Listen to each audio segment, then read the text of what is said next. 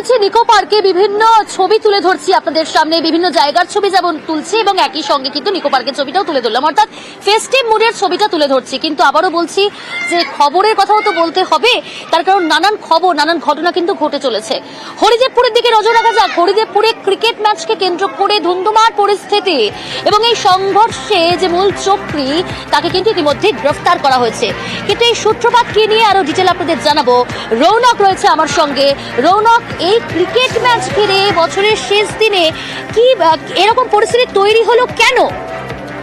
দেখো, বেশ গত 3 দিন আগেই হরিদেবপুরে একটি মাঠে আন্তর্জাতিক ক্রিকেট ম্যাচকে কেন্দ্র করে দুই দলের মধ্যে বচসা বাঁধে এবং সেই বচসা এমন জায়গায় যায় কার্যত হাতাহাতিতে পরিণত হয়। এবং সেখানে একটা অভিযোগ হচ্ছিল, এক যুবক সে কিন্তু পিস্তল উঠিয়ে হুমকি দেয় সেখানকার লোককে এবং সেই পিস্তলে বাদ দিয়ে একজন যুবককে আঘাত করে। পরবর্তীকালে তার বিরুদ্ধে হরিদেবপুর থানায় মামলা রুজু করা হয় এবং অভিযোগ জানানো হয়।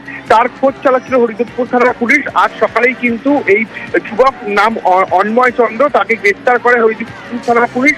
অস্ত্র আইনে মামলা রুজু করা হয়েছে তার বিরুদ্ধে। কি করে তার কাছে পিস্তল আসলো, এর সঙ্গে আরম্ভ যুক্ত হয়েছে কিনা আরো একজনের নামে কিন্তু অভিযোগ জানানো হয়েছে, যদিও তিনি এখনো পর্যন্ত পলাতক।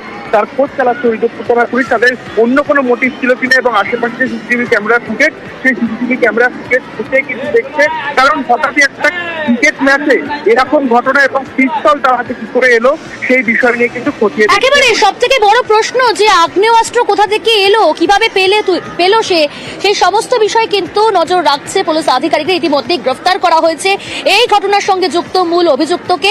অস্ত্র আইনে তার বিরুদ্ধে মামলাও রুজু করা হয়েছে।